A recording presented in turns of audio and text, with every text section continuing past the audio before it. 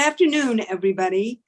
This is The Safety Net, Brookline Interactive Group's show dedicated to domestic violence. However, during COVID, we've expanded the issues that we discuss on the show.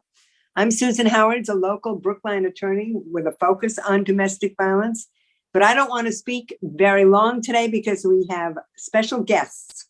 The first guest is Kathy Bisbee, director of Big, who rarely makes an appearance on the shows, but we're thrilled to have her. Kathy, welcome. Thank you so much for having me, Susan. It's really lovely to be on your show on Brookline Interactive's community cable channels. Okay, and with her also is Theis. I don't know if she is going to, I don't know what Ann's going to do, but she's with us, and Ian Bauer, and we also have an intern, and I hope I have the name correct. Please correct me if I'm wrong. News, am I right? News, okay. Kathy, I'm going to start with you. You're executive director of Big.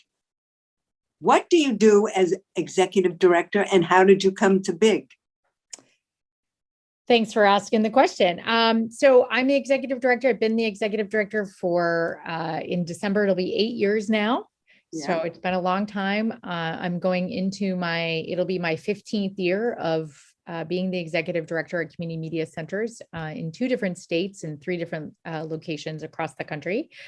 And as executive director, I'm bottom line responsible for pretty much everything at the organization. So it's my job to make sure we have the funds and the resources and the staffing and the administration and the board of directors and everything else to keep the organization running and to make sure that we have that we're succeeding in our mission of really providing a platform for people to be able to say anything that they want to say, a community free speech space, digital platform, and community cable channels. So that's really my job. And I'm very fortunate to have a very dedicated and talented team of our deputy director here, Theis, who is now remote, but is going to be here from time to time in person. We're glad to still have her on our team despite being remote.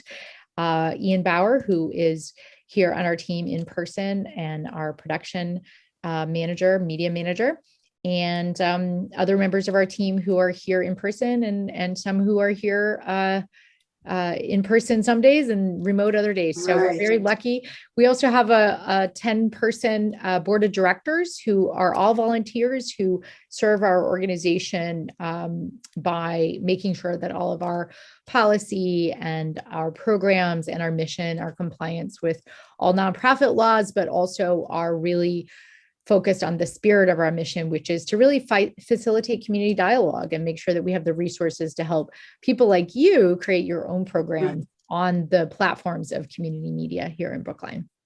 Well, Safety Net is really a program of the Domestic Violence Roundtable. I took over when Steve Bressler got sick. I thought it would be for a few weeks. He's better, but I don't see him coming back. So I'm still here, and we are very, very grateful because we know that this show reaches many people who would not have access to information and resources, even though the town has plenty of them. So we're very, very grateful to you for continuing this show. I'd like to ask you, how do you choose your shows? Not just the Safety Net. Are you told by the town you have to do town meeting, or you have to do select? How do you do that? It's a great question. We don't choose the shows. We really are. We see ourselves more as a platform and an organization that provides resources to community residents, town departments, town committees, other nonprofits in the town of Brookline, other organizations and individuals who come to us and say, hey, I have an interest, I have a show that I want to produce, I have a documentary that I've created, or I don't know anything at all and I want to learn how to make media. And I know you guys can provide resources that will help me to do that. So that's really what we're here for. We don't decide what shows to run. And in fact, we intentionally stay out of that because we don't want to be curating content for the community. We want the the community to really curate its own content and decide what is important to it and what people really want to get behind and put their energy and resources behind. We support them in those efforts. Wow. What goes into putting on a show? I don't want to say producing, because I think production is only one part of it. If somebody like Safety Net, what goes on behind the scenes to get the show on and off and on YouTube and wherever else it goes? Yeah. I don't know. I'm gonna let Anne jump in and talk about this, because Anne does a lot of the work to produce shows. And I think production is a really, production has a lot of facets to it. Right. And I will say, just in follow up to the conversation that we were just wrapping up there, we do have to provide town meeting coverage, and we do per our contract with the town. So I should just mention that we have a contract with the town and with the school to cover school committee meetings, town meetings, select board. And then a lot of the other meetings that we cover in the community that are government meetings, we often just decide that we have staff resources or volunteer resources to be able to cover, because we think it's a good idea to have democracy be as transparent as possible. So that's really on the government side, but I'll let Anne kind of break down what goes into the show, because it's she and other staff who are really doing the work with boots on the ground. Hi. So I think, it can depend on the show. There's a lot of different aspects to it. Like this show, I think, it's just, it's on Zoom. So that's great. It's very easy to organize everybody. We just work with you. You request a time that you would like to have a guest on, and I just make sure that Ian is available to go ahead and record it. We book the time, he records it, and then he does some minimal editing support, which is, basically trimming things up a little bit, adding in graphics, making sure it's okay. And then he uploads it to YouTube and also to our cable playback system. So we have a playback system that manages all the content that goes onto our two different channels. We have both the community channel, which is Comcast and RCN on channel 3. And then we also have the civic channel. Well, that's where we generally are putting things like town meeting is on that channel, select board, school committee, any of the subcommittee meetings. And also we do air quite a lot of content that is like the state government stuff. So I get pretty much every day, like, the Massachusetts House of Representatives, formal session, informal session, just different things like that. And I put those up. So again, that there can be some local access to that information, because a lot of people don't know where to find that. They might go to C-SPAN, but C-SPAN is like federal coverage. There's not a lot of like, where do you go to get like local or state coverage? So I put that stuff up there as well. And then basically what we do to get the content then on the channels is it gets uploaded, and then we have kind of a master schedule of generally like what kind of categories of shows air at certain times of the day and certain days of the week. Okay. And then people like you have regular time slots. We try to make sure that like the Safety Net is scheduled multiple times throughout the week, because you're always producing a lot of new content. Same thing with like Friendly Cities, for example, they have a weekly time slot, or the Brookline Hub in-depth show. So people just submit their content. And then we have interns that go through, and, these are college students who have never worked with like actual television, like live television programs, and they're learning how to, make sure to put different content in the right slots throughout the week, 24/7 throughout the week. And then from that, we create a TV guide. And so every week, and I just did it this morning, we compile a TV guide with all of the top kind of new shows that are going to be out, anything live, anything new, anything important, anything specifically related to older adults. And we send that out to Senior Hebrew Life. We send it to the Brookline Can, to like Matt from Age Friendly Cities. He gets it out to several of the different like Council on Aging, all the different like kind of senior networks. And then they distribute that to their and also BHA as well.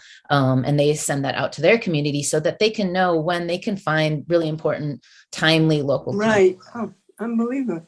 Yeah. So a lot goes into a show. If somebody has an idea, what is the process, Kathy or Ann, of getting that idea to you to review? Who reviews it, and what are there any specific criteria that you must have?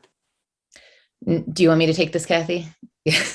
Yeah. So, I mean, really, like Kathy said, it's like we aren't trying to curate things. The only thing, so anybody can do kind of anything they want as long as it's like legal, right? So as long as it's not breaking any FCC type rules, people can do whatever they want essentially. And if it's, got some more adult related themes or whatever, then we would ask them to flag that, and we put that on like after 10 o'clock in the safe harbor hour. But other than that, people can really submit essentially anything they want. So we're just here. We'll take any idea. If you need help, some people will come and say, I just have this idea and I don't know how to like make it happen. Okay. And so then we will, I might talk to them for a little bit, and then I might refer them to Ian and say, all right, Ian's there at the studio. It sounds like a studio show. You can sit down and talk with him and figure out how to make this happen in the studio. Or maybe it's just better to do it like your show on Zoom, where it's, everybody can just come in one place, record it, make it simple and easy. Or maybe you need to go out in the field and actually shoot stuff out in the street and talk to people, in public. So it just kind of depends on what they're going for. And then we kind of direct them and try to train them in the areas that they need to get their show done and sort of support them along the way. That's terrific. Kathy, what was your background before you got into, I'm going to call it media? How did you get into this field?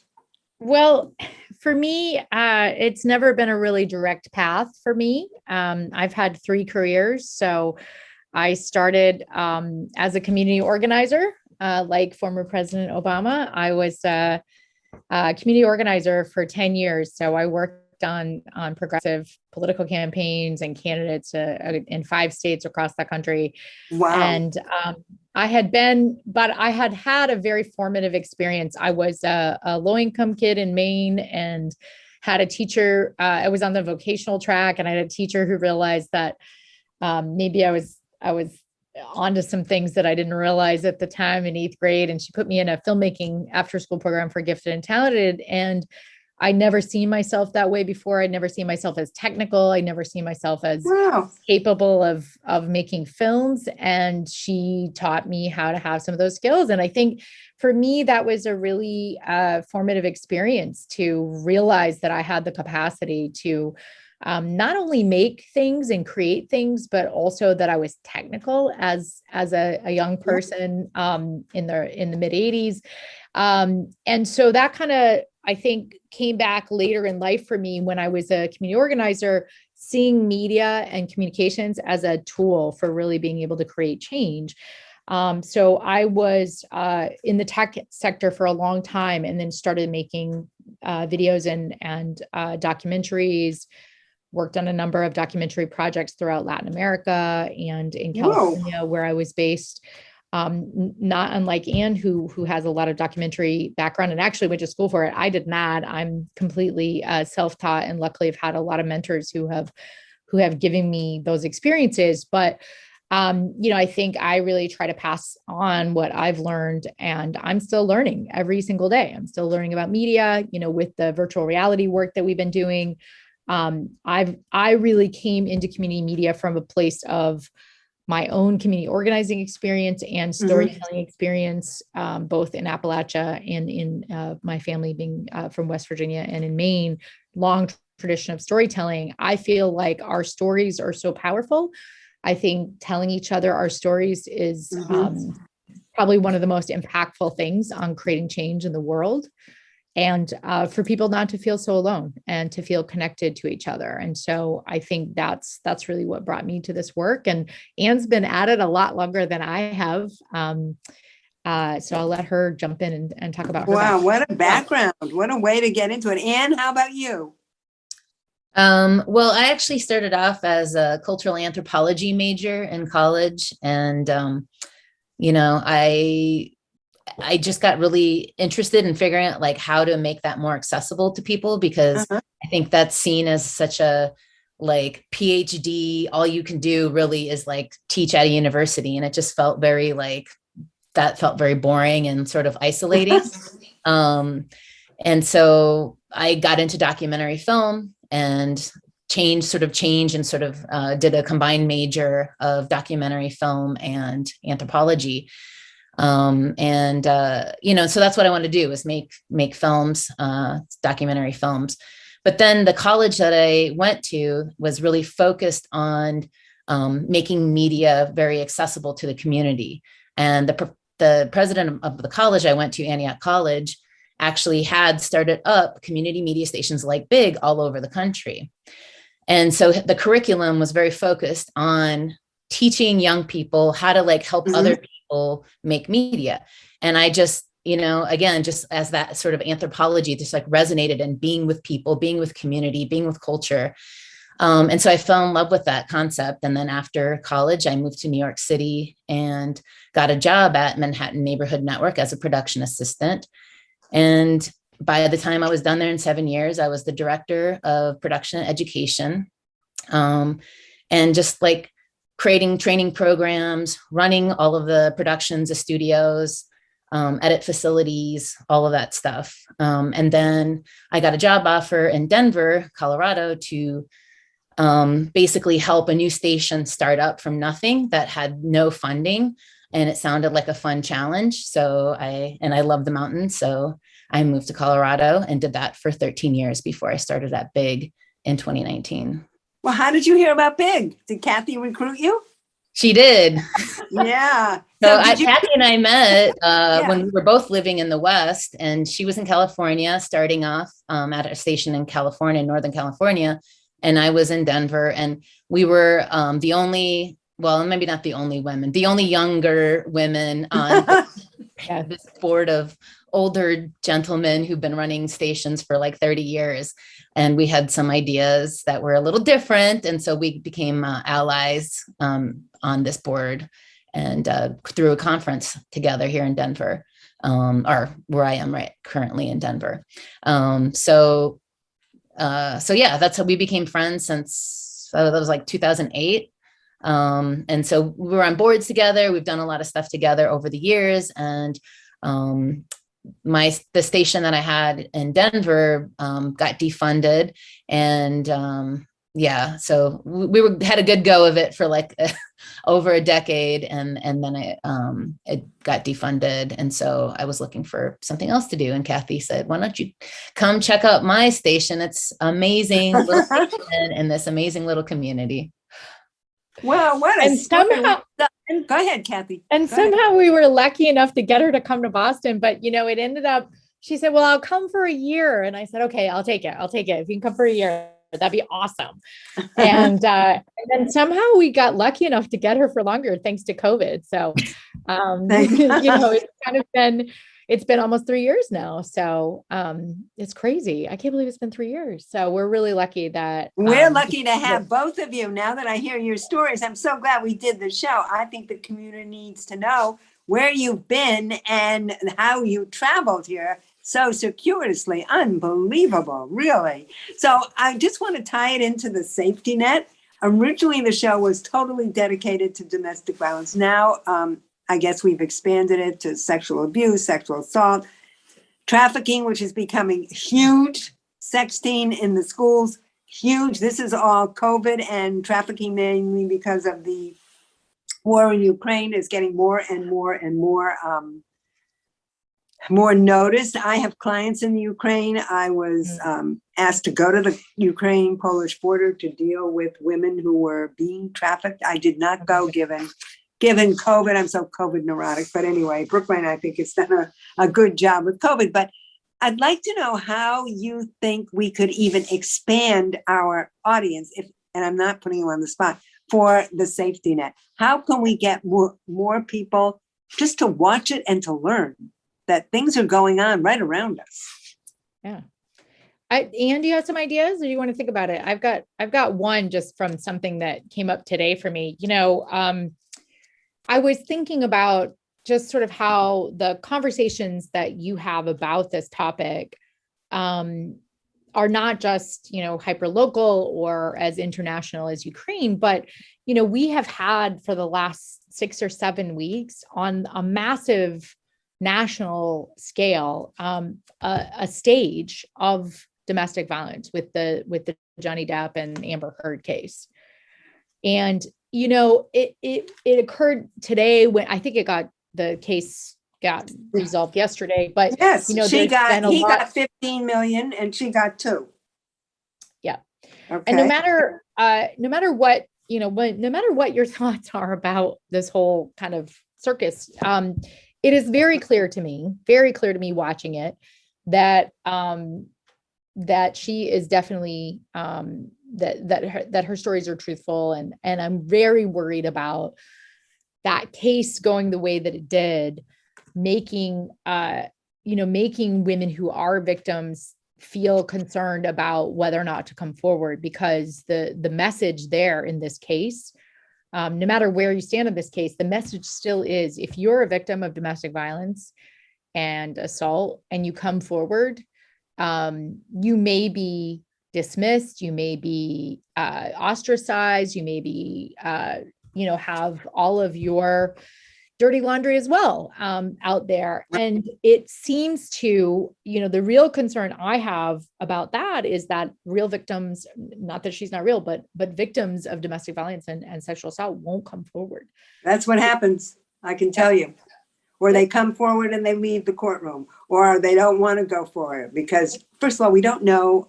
I am a firm believer that as an attorney, I will give advice, I will give options, but I will never, ever tell a victim what to do. I don't know what they go home to. I don't know what their kids, I don't know what I can't do it. I just will never tell another woman what to do, or man. Yep. You've got to make your own decision. And if it means you're going to go back into a really, really dangerous situation, it's your decision. So I have a real problem as an attorney with that, but I think many victims don't come forward. I have a case now that has been stalled for 3 years. Vicious case, 4 kids. It's being stalled again. We're in court next week. The defendant, who happens to be an attorney, keeps being so obnoxious that the attorneys quit. So when you get a new attorney, they have to look over the whole file, and that takes another, anyway, on and on and on. So there are so many things in the system, but I'm just wondering how Safety Net could maybe reach more of an audience. Yeah. And to answer that, I mean, I think the reason I was bringing up this case is just that I think that the relevance is for Safety Net is so timely and so important. And I think that tying the work that you're doing into these kind of national conversations and finding out, I have a 22-year-old niece who is living with me, and she and I talk about this and are sharing TikTok videos with each other. And I wasn't on TikTok really until she started sending me TikTok videos. She's sending me TikTok videos about women being drugged in Boston when they didn't even leave their drinks. She's sending me things about, people being kidnapped.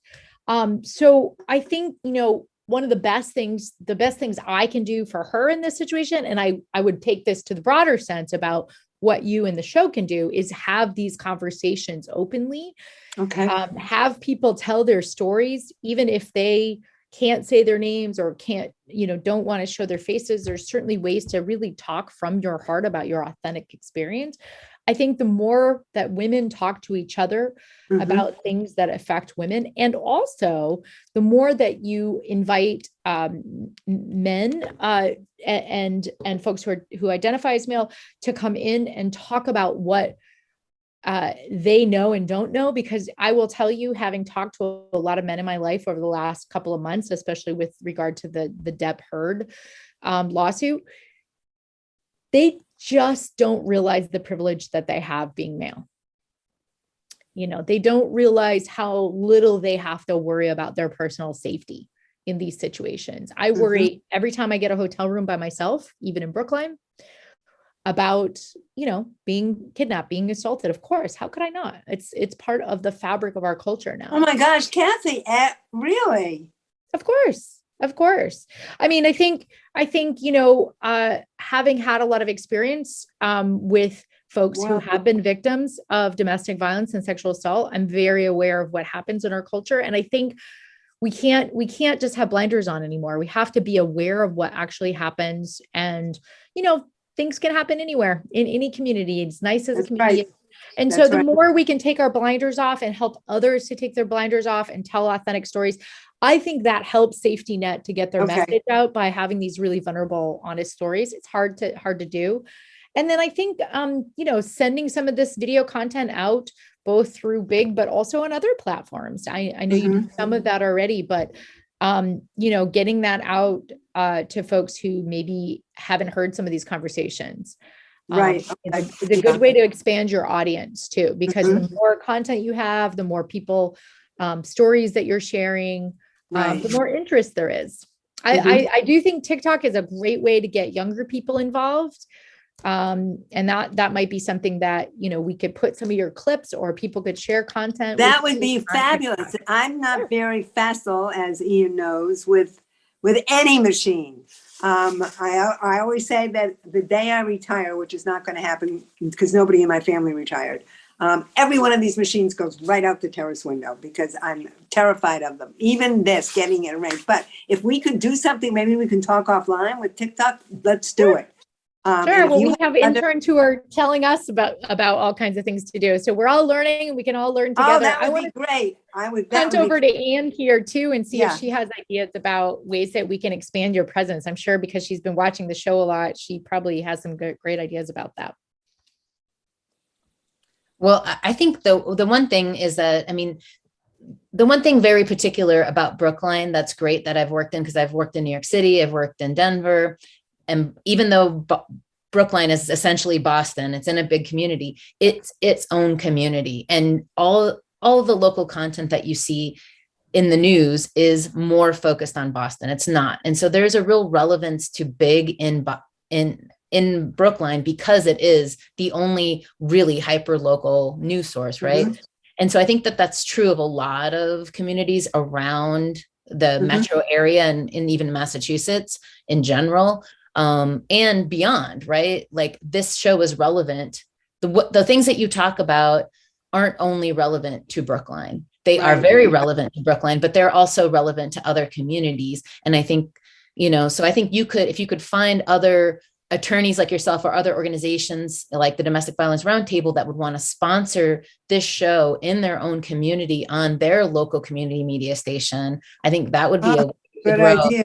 And to maybe, make sure that when you're talking that although you're putting local Brookline stuff in it, you're also like making sure that it's like more relevant to a lot of different kinds of communities. Because there are certain shows that I know go all over the country to different community media stations. Like there's the Perils for Pedestrians that just talks about like what it's like to be a pedestrian in different like urban areas. Wow, And then okay. a lot of stations pick that up all over. Or there's a show that we air sometimes called South Coast Matters, which isn't produced in Brookline or Big, but by a neighboring community media station and is sponsored in Brookline because we're part of that South Coast community area of Massachusetts. So How does that affect Big, Anne? If I could find other people in other communities to have the show, it would still be Big show.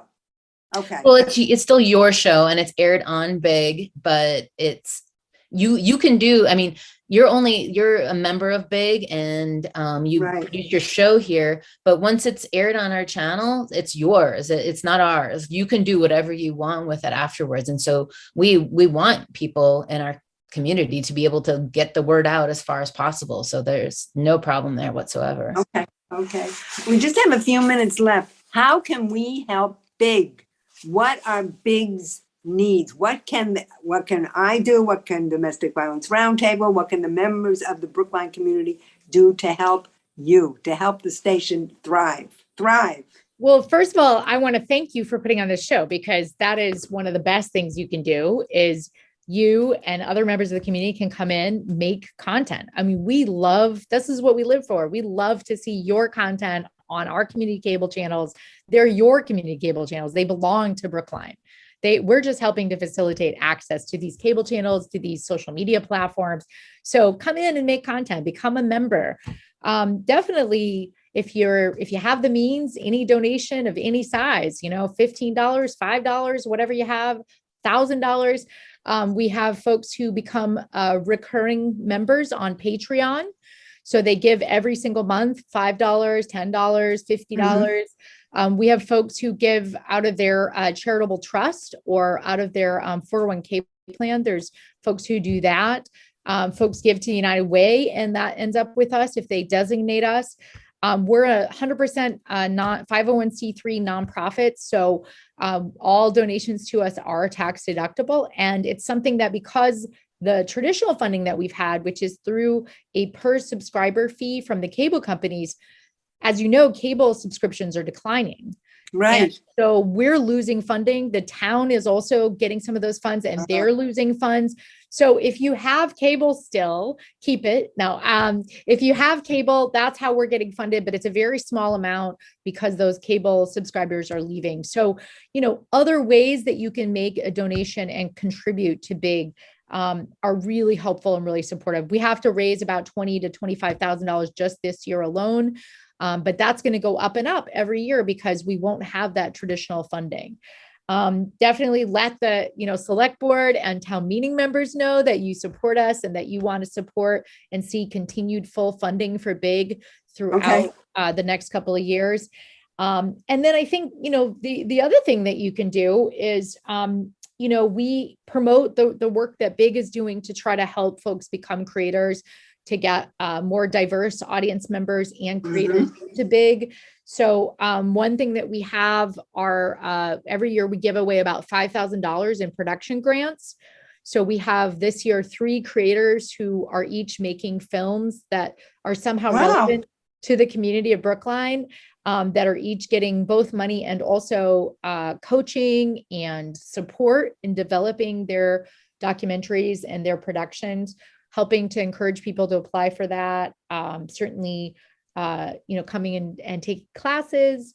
There's Where a are lot the of class? ways. Where are the class? I'm sorry, Kathy. Where are the That way classes? to Anne, because Anne Yeah. is really Where are in they? charge of our Where can we education find out program. about classes? On the station, or is it? We have no newspaper, so that's a problem in the town.